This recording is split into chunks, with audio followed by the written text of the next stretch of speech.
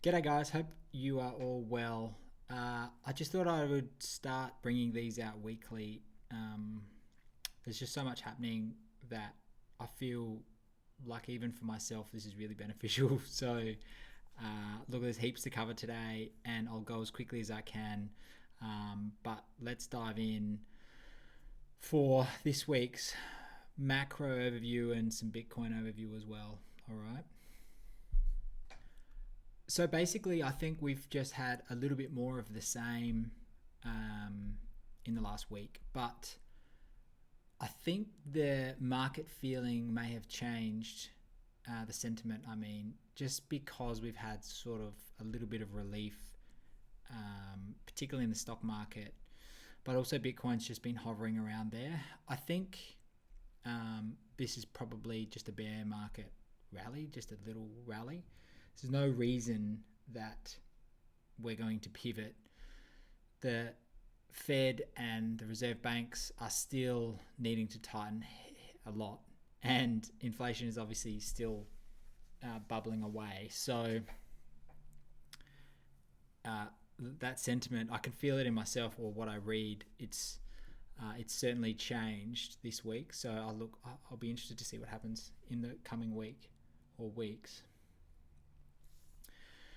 I thought this was a really interesting chart that someone, Jim Bianco, has plotted here. And you can see that this year so far has been the worst in this recorded history. And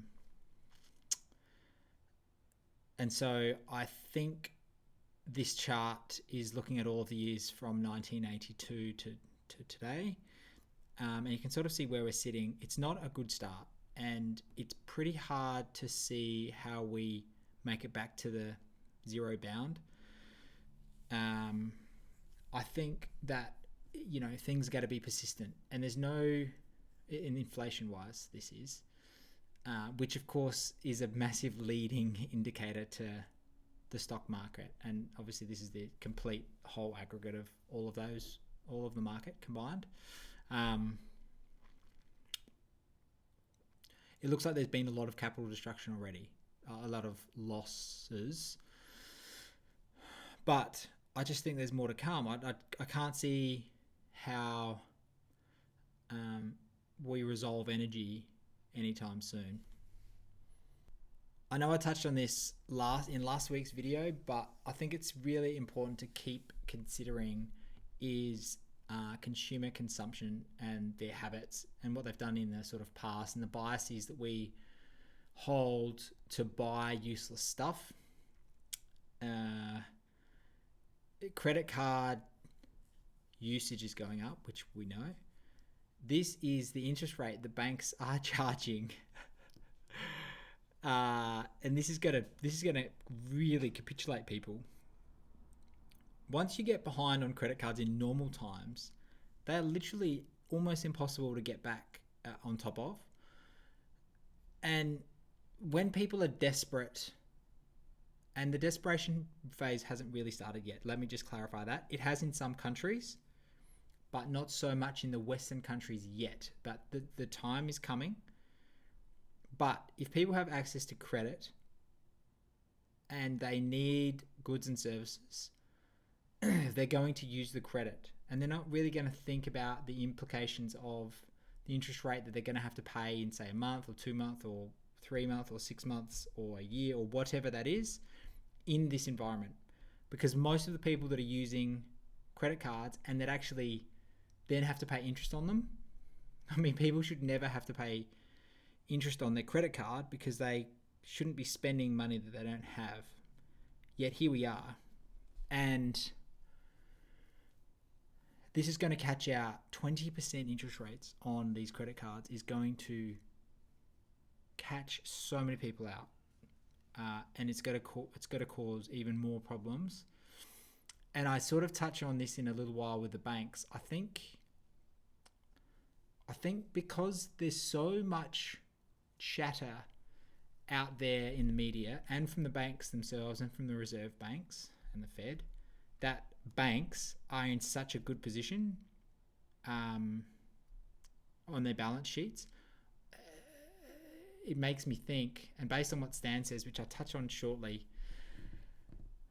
Stan Druckenmiller, you just got to wonder.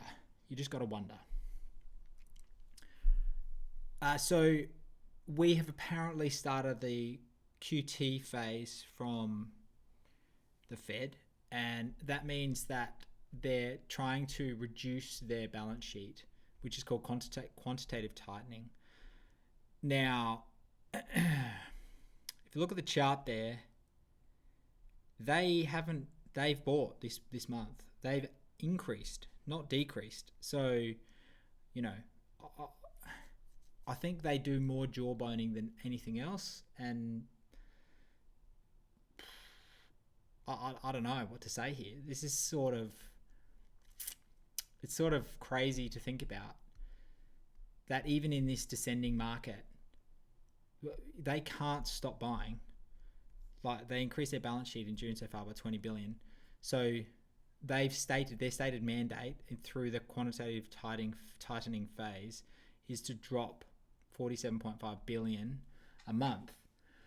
So, I mean, you can see they're going to have to sell 67 billion now this week, which isn't going to happen. And so that begs the question, or actually it doesn't beg the question, it reinforces my point that I keep saying over and over and over again, which people don't like to hear because they live in some sort of illusion.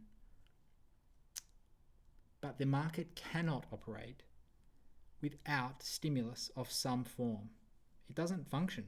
We will not function. We cannot grow without the liquidity from the Fed. And so it should make your mind wander, this statement that I've just made. It should, but I just don't know how much it will, because you need to start to think about that a lot, because things are going to change. This course of action will not go the distance. And I guess that's why I harp on about Bitcoin so much, because there is a paradigm change coming and things are going to get messy in this existing system. There is no other way to say it. The data is there and obvious.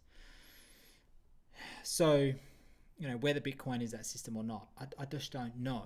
But I know, I trust and know what Bitcoin stands for and what it's going to stand for in 50, 100 years. And that for me is worth an absolute, that's worth a fortune in my opinion. Certainty is going to come into its own, I think. So if we then start floating around the world, Japan, you would have probably seen for the last few weeks or a few months, Japan's been shaky, very shaky. And they've had to add 81 billion just to avoid collapsing their currency. Now this is insane because they're buying bonds. They're buying basically their own country with printed money, which, is insane. And I think that it seems that this, and if you've got the time this week, although I don't like the All In podcast, Chamath Palihapitiya, he actually comments on this really well. I think he's got it dialed in. There's lots of reasons to dislike Chamath. There's lots of reasons to like him, but there's lots of reasons to dislike him. So you've got to just take him with a grain of salt. But he made a very good argument that basically when 2008 occurred, or the lead up to 2008, obviously regulation got lax and we got ourselves, the world, mainly America, got themselves into a situation of having far too much, weak debt, under collateralized, and, just made everything fragile. Someone somewhere came up, some moron academic, I assume, started to inject ideas like MMT into the brains of the sitting parties at that moment in time in government. Now, MMT, I think now, I mean, Bitcoin was created on the same time as the financial crisis. Remember, there's alignment here. Bitcoin is aligned with all of this from the start, so never forget that. But someone was whispering MMT utopian dreams into the policymakers' ears.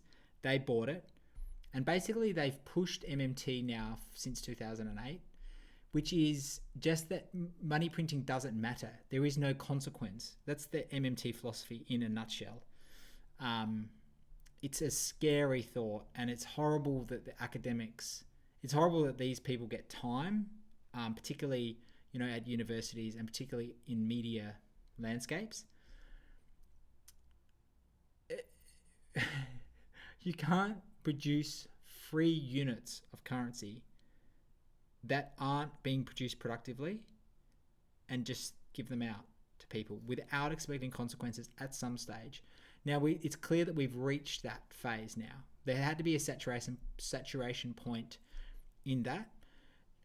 If we go back to Japan, they have been way further ahead on the curve of the saturation of their own currency and country and assets and everything else. And it's just not going to end well. This is like a real... just think about what happens.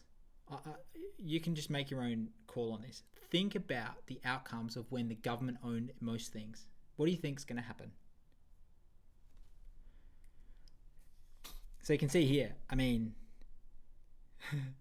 it's not looking good. These are very unusual times. This is unprecedented, in fact. And you can just see over time that they've progressively increased constant purchases. They can't back out now. So no country can, but these guys are just, going crazy in the race. So you can see here that the Bank of Japan is nearly at 50% of owning the JGBs.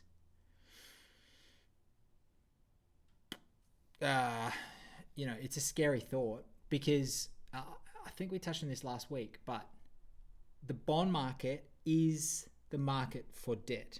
That's realistically how the price of money is set or should be set, because the free market will decide on what interest rates should be set. So you can have, in any world or any existence, you can have a bond market. That's fine. And the market will set the expectations of interest rates, which should then float through into the banking system, or for the masses of the population to get mortgages or take loans out for businesses, and et cetera, which, I might add, borrowing money should predominantly be about business exposure, capital expense for building businesses, not for mortgages. That's just me. But I think that's right. And so you can see here now the Fed isn't so far down the garden path, but they're going at a pretty quick rate at the minute. Bank of England and the European Central Bank. Europe's got to increase this very aggressively, and they're on a war path at the minute. So let's have a look at that. You can see down the bottom here, we've got the photo of the G7 nations. And ironically, these guys are meeting right now. It's a funny time, and I'll get into that in a little while. But at the top, you can see the balance sheet percentages of GDP across the world, or some of them in this chart. And look, that's a lot of debt total around the world, which is just never going to go away. And in reality, what's happening here, as I've got, is it's just a constant race to see who can debase their money the fastest. And how that links with the 7 guys below is that we like to believe, or we're told to believe, I should say, that central banking and government policies don't intermingle with each other. But that's just not the case, because we've seen in the last space of time how much they are interconnected and how much overlap there is, and it should not be the case. The money, the central banks should have zero politicization to them. They should really be not making a lot of public comment either, in my opinion, if they're going to do this way. It's going to be argued fairly soon that they're not going to exist in the way that the manner that they are, but let's just see what happens. The 7 blokes down below, that's, as I said, the G7. They're the 7 biggest economies in the world, and it's just a very tricky time because we're in a deglobalization type period of time, whether you want to believe that or not. That's exactly what's happening in the world through a lot of the money issues, debasement, and war times. It's a natural occurrence. We've seen the impacts of too much globalization already. Now, the world is trying to swing back to deglobalization to get some actual usage and usefulness out of countries rather than just importing everything. But we have seen also this week that these guys, or the top leaders around the world in the Western world, basically all talk exactly the same. They have all the same talking points. They all do the same thing. And it really seems like they are wanting these guys, or the top politicos, and the, what will I call them? The technocrats and the elites, all these types, the Davos crowd, they want more globalization because they want a world type government arrangement where these guys can set the scenes for the whole major markets, all the markets around the world.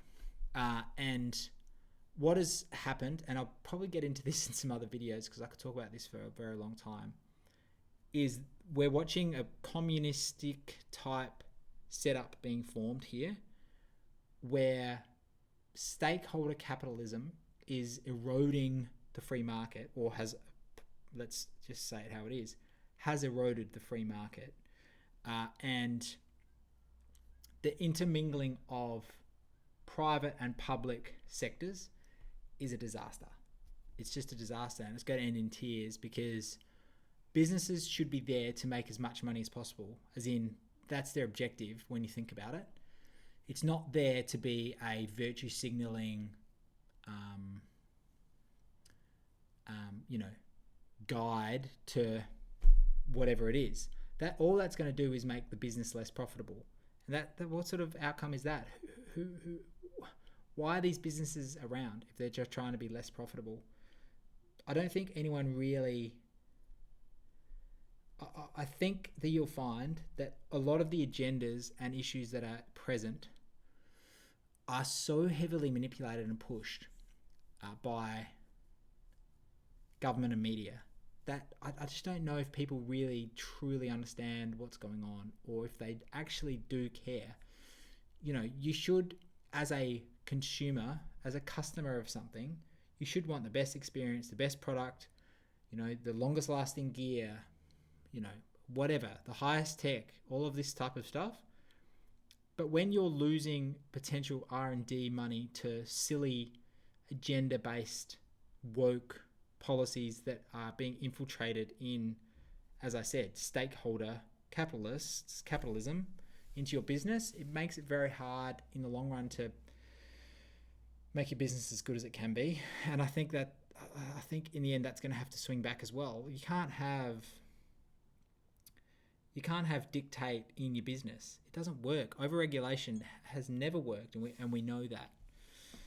So let's see what happens there. We'll maybe get into that in another video sometime. I just wanted to throw this this chart in from Lynn Alden, who, again, I know I've said this before, you've got to follow her stuff, not only on Twitter, but her newsletter is, it's certainly worth it.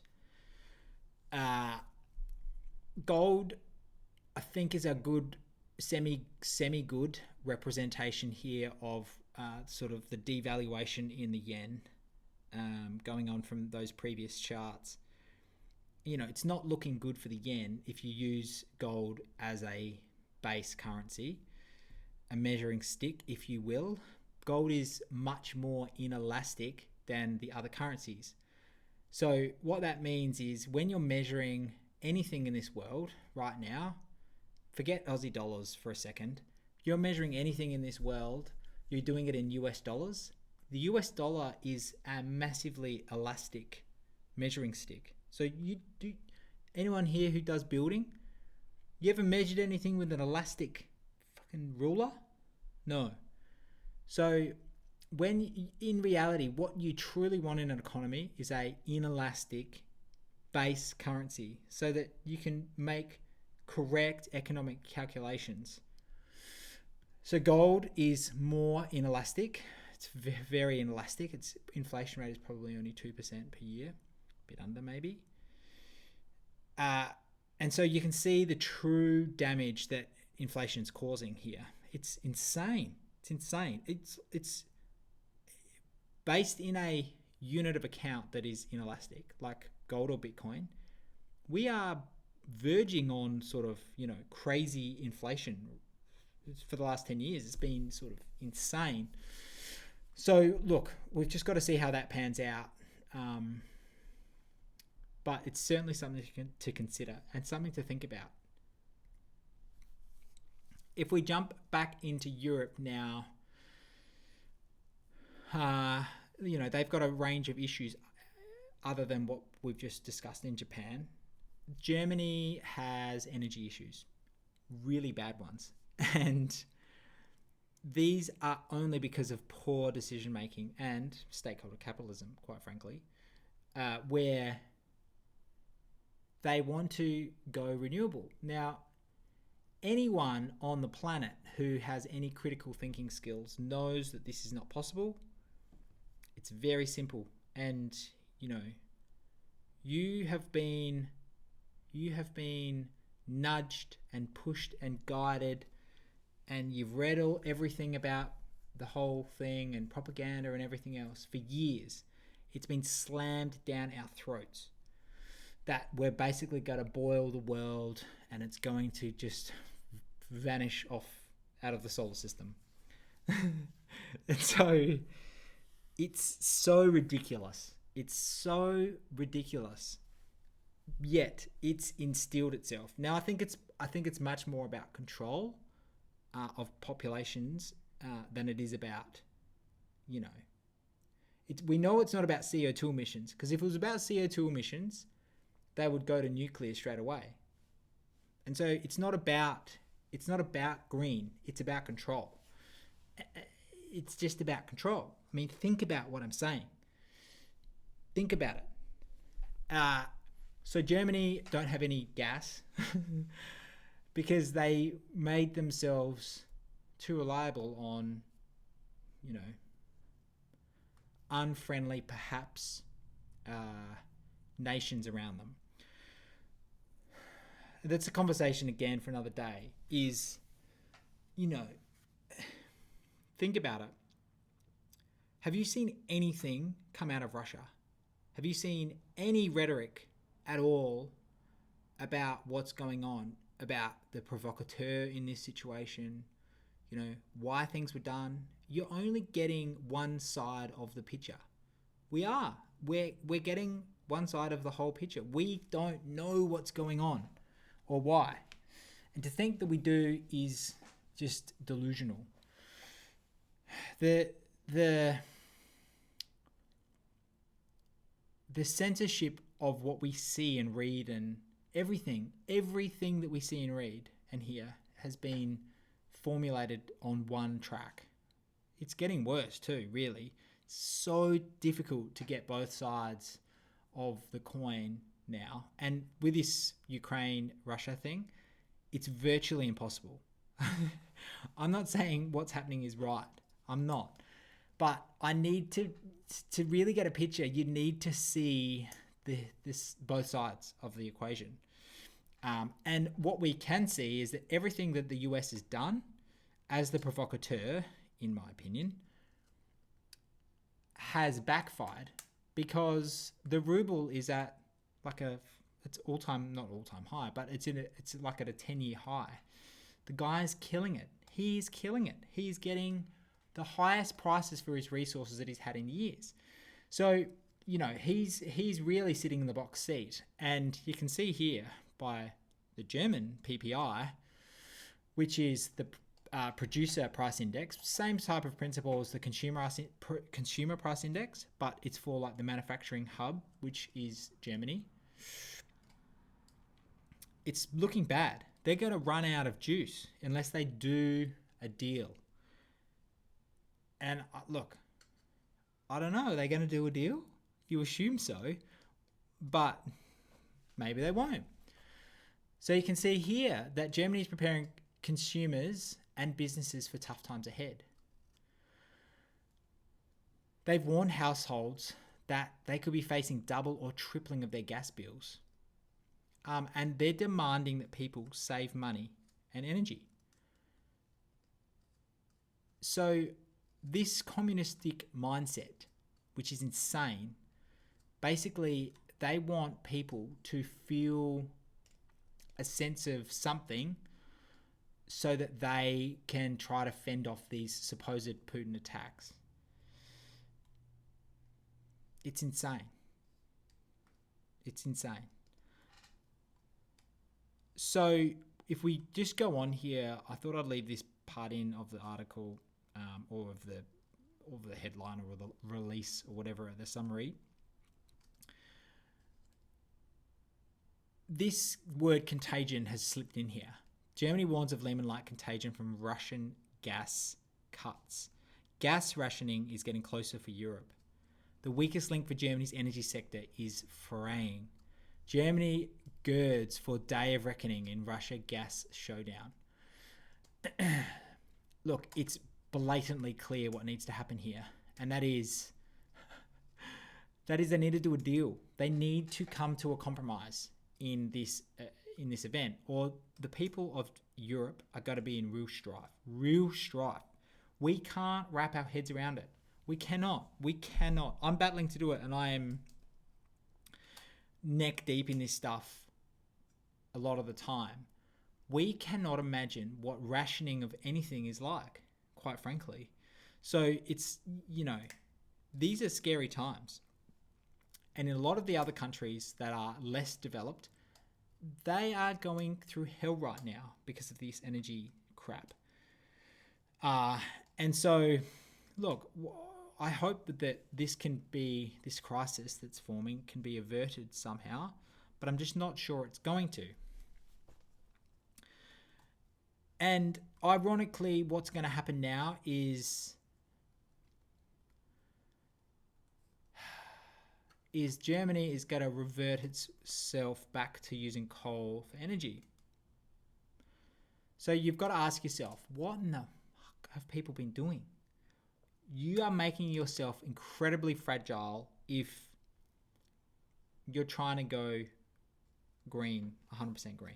I mean, it's insane. It's just insane. It's just not. You need reliable power. And so whenever this is an important message to pass around, I think. You can't be green unless, honestly, you can't have green. You would all have friends who are tree huggers. Let's not use another term. We've all got friends that are tree huggers. And of course, all of us deep down in our soul want to believe that the world is going to keep going on and, pressing on and everything's going to be fine. It is going to be fine. I think it's not. I think it's so disingenuous and naive of us to think that, have you seen the size of the world? To think that, we're really, I don't know. I just think we overestimate us as humans. But you're going to have friends that are very pro-green because they don't understand what they're supporting. And if they say they don't not like nuclear, then you know for a fact that they're not green. These people, or they have no idea what they're talking about. So, look, let's hope. Let's hope everything goes nuclear. Let's hope. And if you think about all the funds that have been wasted and spent over the last few years, a lot of that could have built new nuclear power sites. So what's going to get in the way of nuclear? Yes. Regulation. Regulation's going to get in the way. In fact, over-regulation's going to get in the way of most things, and it's going to cause a lot of issues coming up. And now the French. Here we are, June 25. The head of France's big energy companies on Sunday urged individuals and businesses to limit power consumption. We need to work collectively to reduce our consumption in order to regain room to maneuver. Now, if you were in France or Germany or anywhere in Europe for that matter, you should be saying, get effed. Because you're the ones, politicians, that have put us in this horrific position, not Putin. Just think about it. And so, inflation has not peaked, I think, is the moral of my story here. It's just so obvious that this is going to be a persistent issue. These issues aren't going to get worse. In fact, I would assume that the government's going to try to double down on their errors, and it's going to make things even worse again. So, leading us back to where we are in the world, I know that you're probably feeling like Australia's going to get out of this one, but we're not going to. We're just lagging, but we'll catch up. You can see here emerging and advanced economies. Advanced economies are trading like a emerging market, which is pretty scary. And you know, the damage that inflation is causing right now across the world is insane. It's insane. This is a really good chart. Incredible to think about. And, think about the manipulation here. This is comparing, the blue line is the actual CPI based on how things were measured in 1982, which is a fair measure, very, very fair measure, versus what it is now in the red, which they've altered. So you may have seen a little bit around, but probably not. It's not getting discussed much. The CPI doesn't mean anything because it hides the truth about the inflation rate around the world, or in your country, or in your currency, or whatever it is. You can see here, this is obviously in the US. The true inflation rate is about 17% based on the actual metrics, the old metrics. And what'll keep happening is inflation is going to persist, and they're going to keep changing the way that they measure inflation. So what do we have here? We've got another elastic way to measure things. So elasticity is manipulation. So you're never going to win with elastic anything, ever. It's not going to work. Eventually the day of reckoning will come. Now this is, Alex is excellent. And this book is a must read in my opinion. I'm not going to say if you have time. I'm probably going to say find the time to do these things, because you need to start educating yourself on what's going on so you can start making better decisions, I think, overall. He shows here the current usage of wind and solar. This is the most popular form of renewable energy because it sounds nice in the media. It's only 3% at the minute. So to get it up to where they're talking net zero, I think Australia's aiming for 2050. Some other countries have got similar targets. I think I saw the other day that America's trying for no petrol cars by 2030 or something. I mean, this is insane. They shouldn't be allowed to speak in public, these people. But here we are. The input cost to build out infrastructure and the destruction of the aesthetics of the world and the green world that we love to look at are going to be a disaster. The capital input to build out more solar and wind is just extreme. And look, I'm not going to go into detail here, but it's very interesting. Read the book, and it's worth the read. Just please go read it. Now, we've touched already on the word contagion and the banks from earlier. Now, this is the Swiss bank. This is a credit default swap. And a credit default swap is, you can tell what it is. CDSs you would have heard from 2008. Excuse me.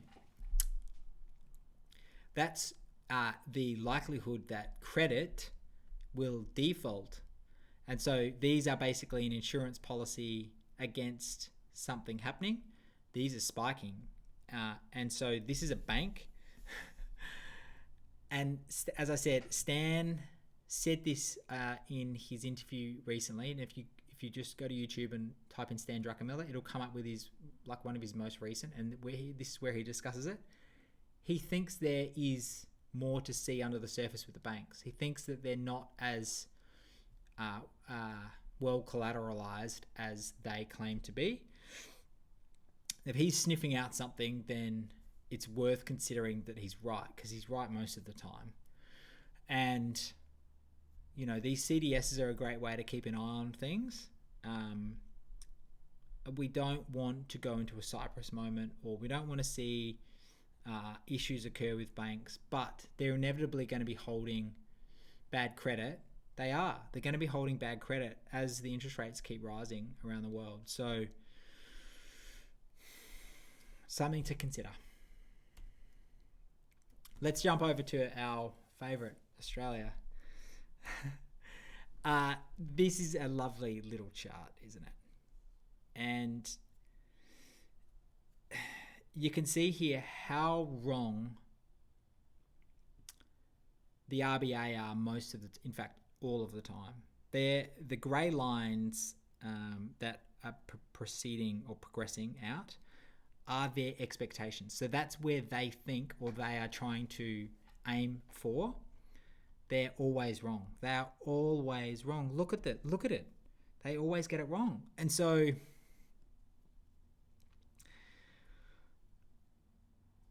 it's just vital to remember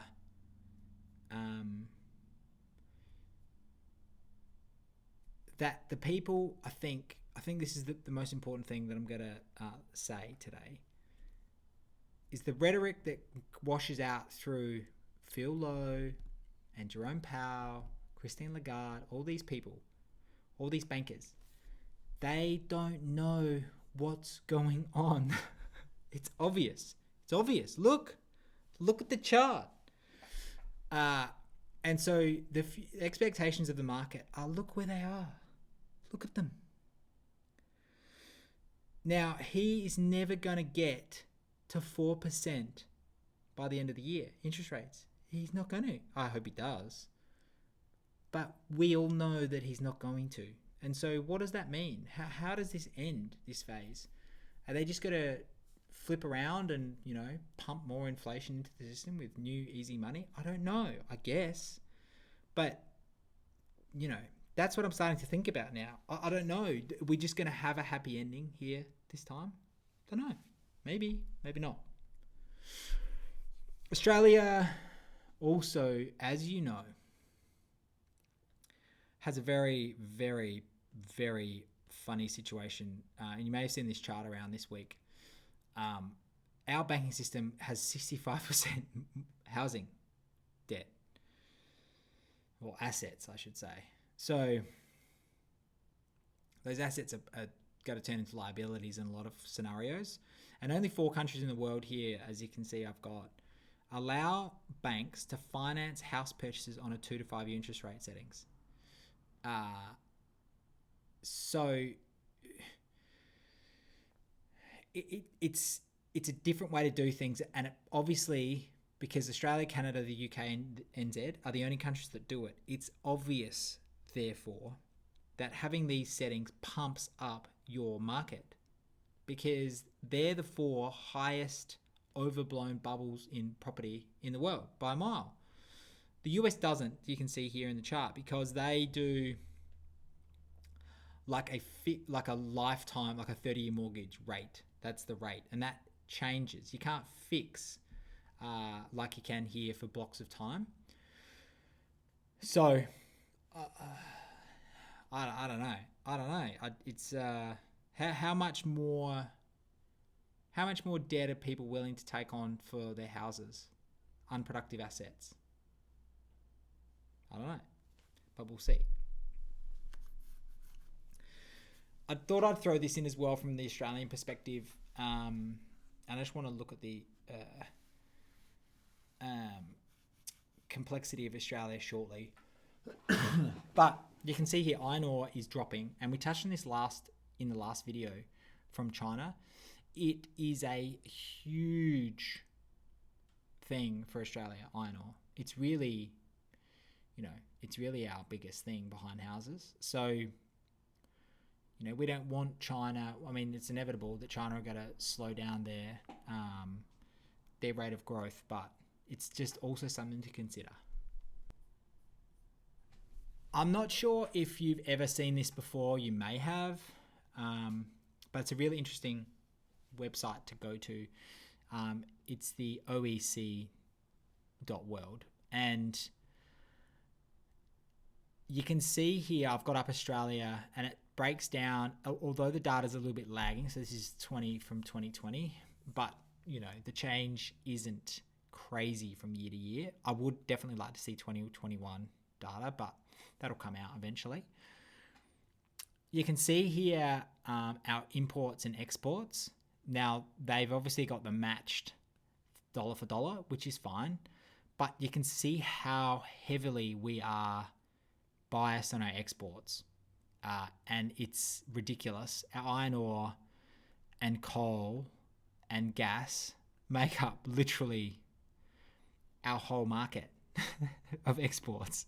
And so just to put that into perspective, the wine industry gets a ridiculous amount of funding. It's only 0.84% of our exports.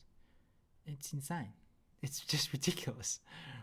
And the people buying, the destinations buying those our exports, look at China. 40.7% of everything that we get out goes to China, and all they're buying is resources from us. That's it. It's insane. It is insane. So look, it's certainly worth, I guess what I'm trying to say here is you can't just replace a China in this type of zoomed out macro sort of analysis. The data is going to look odd over the next few years as well, because China's having rolling shutdowns, so supply chains, the whole thing is going to be out of whack. But it's just a really interesting thing to look at, and you can see the website there, so check it out. All right, so let's jump into Bitcoin now, and just follow on from where we left off last week. It's, we're starting to get a bit more of a picture on things. We're learning more every day about the contagion that's occurred and who's implicated and what those potential impacts will be. Regulation's going to come in again and not too far away, hopefully, so that's good. But let's start on a more, lighthearted feel. I wanted to follow up based on what I said last week of the claims that Bitcoin is always dead. And you can see here this website has done a great job. These are the obituaries from Bitcoin over its lifespan. It's been claimed dead 457 times in the media or on articles or posts and everything else. I mean, it's mind-blowing. And you can see if I go to all here, it's basically a constant. People hate it. It's insane. I just don't understand why they hate it. They just don't understand it, so they want to hate it. So we've had a little run in the last period of time, of course, which is great. Bitcoin will never recover. Bitcoin Ponzi house of cards is collapsing. Sign cryptocurrency is dead. Crypto is full-on fraud. And it goes on and on. Now, a lot of these are right, but you can't loop Bitcoin in with the crypto market. They're two very different things. And yes, there has been a lot of idiotic behavior in the crypto market over the last period of time, which has sadly dragged Bitcoin down with it. But here we are. Bitcoin's not going to go away. It just doesn't go away. It's there. So although this is a little bit long, I've cut it down a fair bit just to take in the points that Michael says. I think we're down to like 4.5 minutes. So it's worth listening to his viewpoint. But he summarizes things really well. And if you've listened to him before, which I'm sure you have, if you've got any interest in Bitcoin, it's impossible not to hear some of his thoughts. And there's stacks of great podcasts, of course, out there with his ideas. But I think he sums up really well. So let's have a quick listen to what he thinks. And what about sitting on paper losses of, $1 billion in the Bitcoin portfolio? Can I just confirm you've not sold any? So it is paper losses, it's not been crystallized? No, we're not a Satoshi. We're committed for the long term. I think you got to step back and look at the big picture.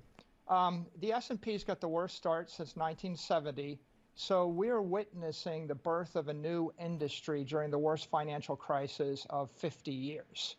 If you roll the clock back to 1900, there were 3,000 car companies. When Spindletop was discovered in Beaumont, Texas in 1901, 1,500 oil companies were launched in a single year. Lots of them went bust, 99%, but the rest is history. We've got cars. Oil business is a huge business. It changed the future of the world. And if you look back 100 years, no one's going to remember who made money or losing money building New York City. And I think that people that understand Bitcoin understand that this is the same thing. This is a totally new industry. Okay, well, from first principles, Bitcoin is digital energy. It's incorruptible, indestructible, programmable. It lasts forever. And the average person has to sift through thousands of stocks, thousands of coins, thousands of investment properties. All of these have risk. There's a lot of confusion. But one thing we're not confused about is that Bitcoin's 100 times bigger than the next digital energy network. It's the dominant one. And if you're looking at it as an investor, well, what is your choice? You can't dollar cost average into commercial real estate. You can't stockpile oil for the next decade. Bitcoin, on the other hand, is something that you can accumulate monthly. You can keep it for your entire life. And so it's fundamentally different than anything that's come before it. Well, I think the challenge is if you wait for a decade for everything to be cleared up, the price of Bitcoin is going to be 10 or 100x more than it is right now. So you have to choose whether or not you want to enter knowing that there are about a dozen things that are going to mature the asset class and make it more transparent, or whether you want to wait for all those things to take place and then pay a much higher price when it does. And everyone has to decide where they're going to land there. But Julia, let me make one big point.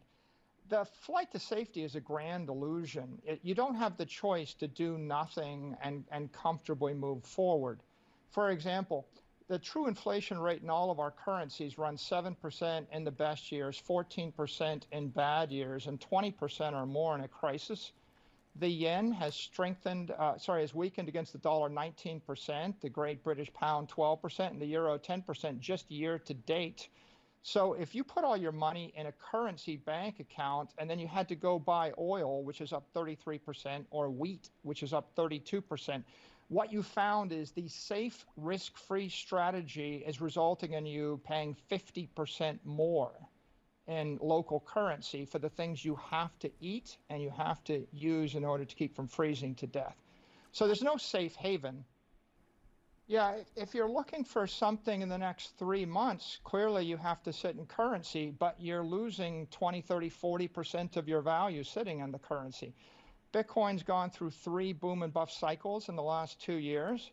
But if you zoom out, look at the 5-year picture. Bitcoin's up 50% a year in the last 5 years, 50% a year for the past 2 years, 120% a year in the past 10 years. That's 10x better than NASDAQ. That's 5 to 10x better than pretty much any other option. So if you're If you're wanting peace and calm in the near term, there is no safe haven. The long bond is down 23% year over year. So what you have to do is decide, are you going to stay on a sinking ship, or are you going to get on a lifeboat and be tossed about on the stormy seas?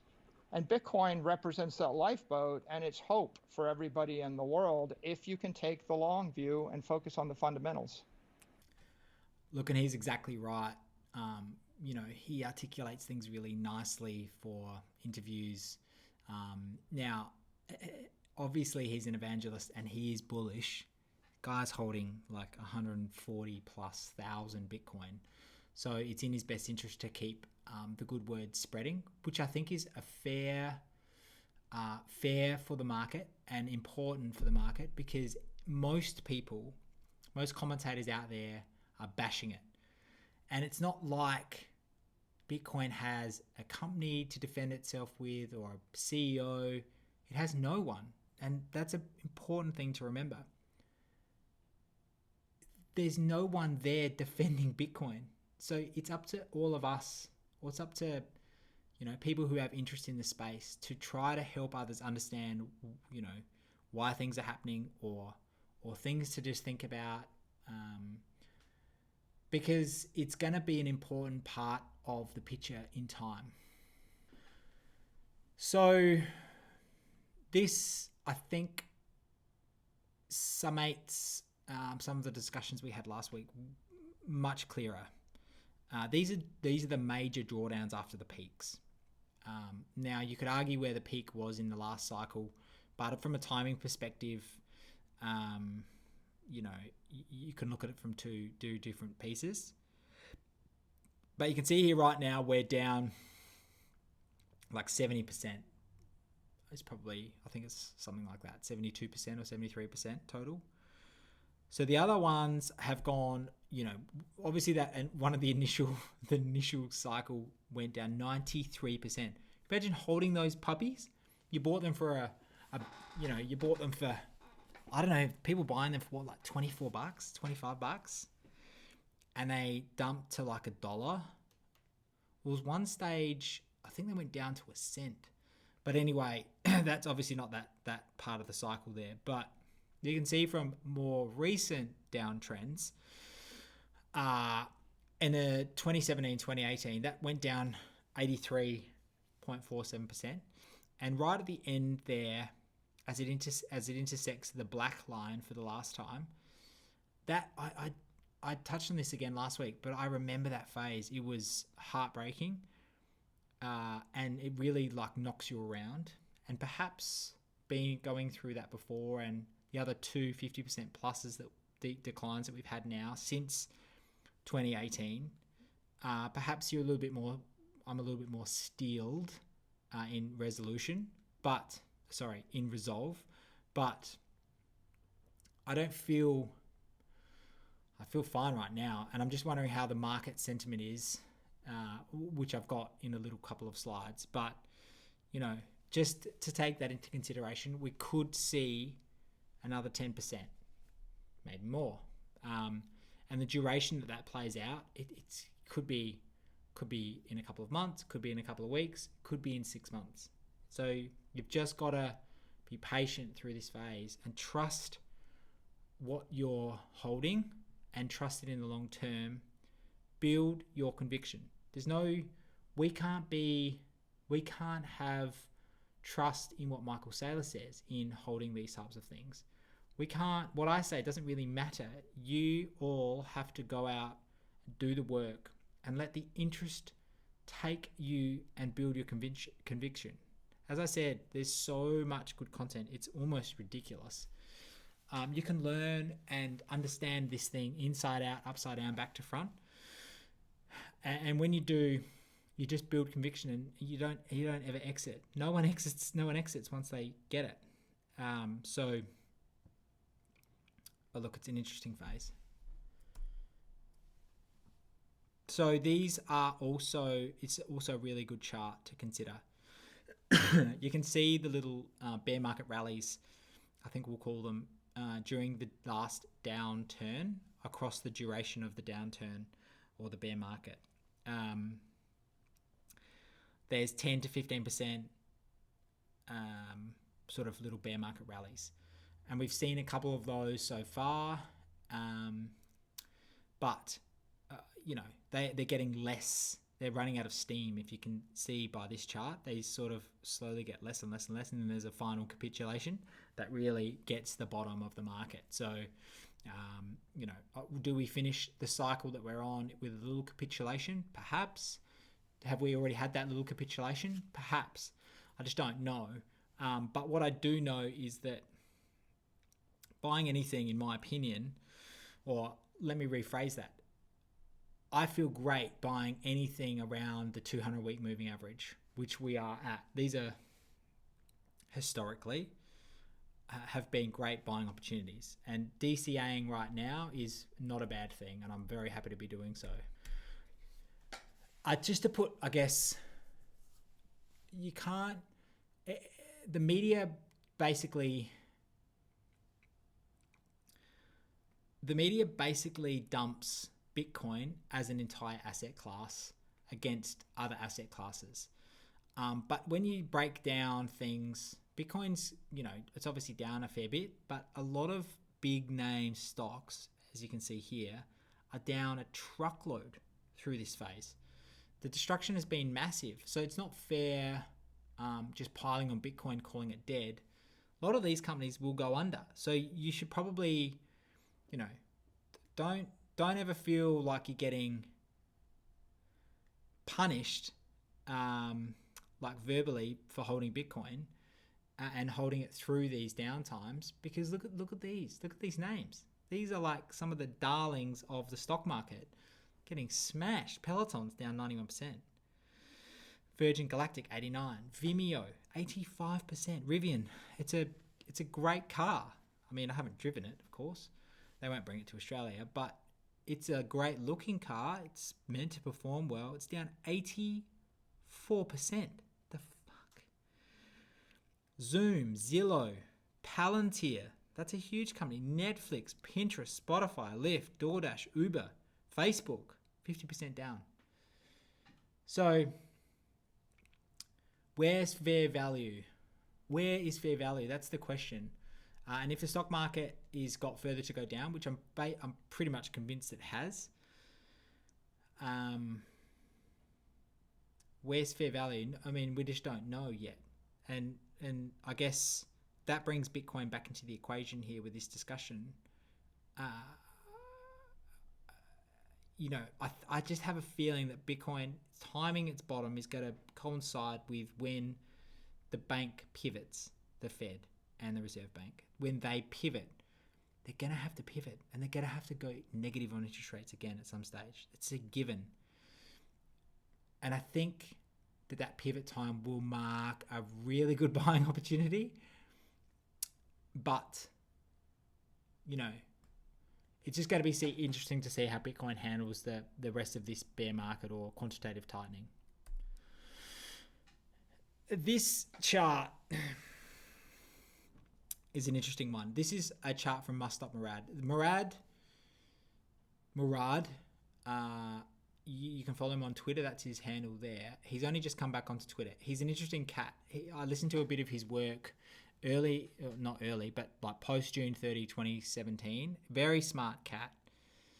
But like everyone in this industry who gets in, inevitably, or a lot of people end up using leverage, and they think they know the market too well, and they think they can predict the outcomes, and they trade, and they get wrecked. And he went under in 2017, right in the bottom. He was making some bad predictions, and his fund went under. He had a huge hedge fund at the time in the crypto market. Him and a couple of other big names, Willy Woo was one of them. They were associated. This guy went under, and he lost everything. They lost a truckload of Bitcoin in liquidations. It's horrific. But he's back, interestingly enough, and he probably feels okay after watching this last round of capitulation and the number of over-levered hedge funds and platforms that have caused this cycle's idiotic downtrend. But this chart that he's produced is excellent. And it shows it's adjusted for new money, so monetary inflation. And the top, you could argue, and I think it's probably a fair argument, and we didn't have a blow off per se. Again, you could argue because of leveraged instruments which have come, like derivatives, which came into the market, and rehypothecation. So the final red, it says pre-global top, is probably the true top, based on some of these metrics.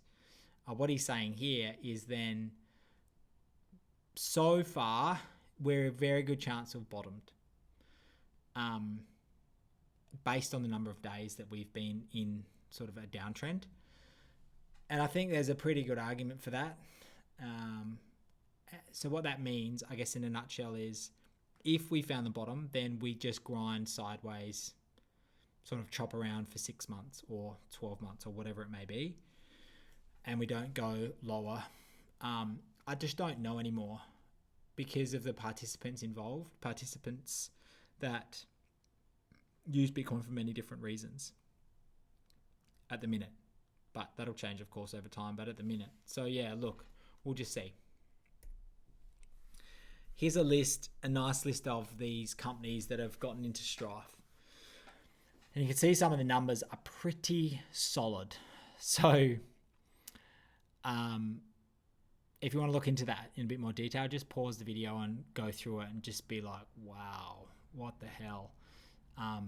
So I guess in a nutshell, what has been uncovered is companies were taking loans to go gamble, basically. So they were borrowing unsecured loans. They were schmoozing companies to get their coins. Then they were going and speculating with them in other markets. And of course, that was an inevitable, hard to see from the outside at the time, but in the end, inevitably, it comes back around when there's a liquidation or like a downtrend. Everything gets tight. People start losing the way they get pay their interest back. And things started to cascade, and all of these companies going under or getting under huge financial stress caused the big downtrend that we've had and seen. It's just a selling of assets. They've had to sell Bitcoin. They have to sell it. They don't have a choice. So yeah, pretty scary times. And people that have big money in these things, and there's like in Celsius, for example, there's a Canadian pension fund who has money in Celsius, like a shitloads. They've got like 500 million, I reckon. So, you know, it's pretty crazy. Now, a guy called SBF, Sam Bankman-Fried, who runs a company in the space called FTX, he has lent out he's talking about doing some revolving loans with some of these companies to keep them alive. I think that's probably more PR for him than actually trying to save some of these things. I know there's also been chatter about Celsius's assets from JP Morgan. They want fire sale assets. That's all. They're looking for the liquidator to come in and start trying to sell off their assets, which I get. BlockFi, they're in a bit of strife, but the founders, not the founders, like the early venture capital people involved, and one of those is Pomp, if you've heard of Pomp, and Mark Yusko, these guys, they're trying to raise or take on more of the responsibility regarding the financial issues so that they don't lose their investment, basically. So look, it's, you know, these are those guys that I just mentioned, they're crypto venture capitalists. That's the best way to describe them. They're funds, and they invest in the industry's businesses. And so it's be a scary, tricky time for them. They've had a great run, but the lesson, I guess, I think, is why invest in anything else in the space other than Bitcoin? If they're not purely Bitcoin related and their base asset can be manipulated and rehypothecated and loaned out and all of this other crap, then you probably should consider just holding Bitcoin. This is a good one as well because I touched on the sentiment of the market and how it's driving the price and the participants involved. You can see in December 16 of 2020, Bitcoin was 21K and extreme greed measurement was 92. This measures sentiment, sort of. And obviously you could see recently we're at 14 at the same price. So it's just a funny market. And, you know, it's something to remember is that we were at 3,800 in March of 2020. Wasn't that long ago. And so, you know, things are okay. All right, so I'm going to wrap it up there. I know it's been long and I apologize. But I think it's going to be an interesting period of time. Each week we gain more insight into the directions of everything that's happening. So it's a very interesting time.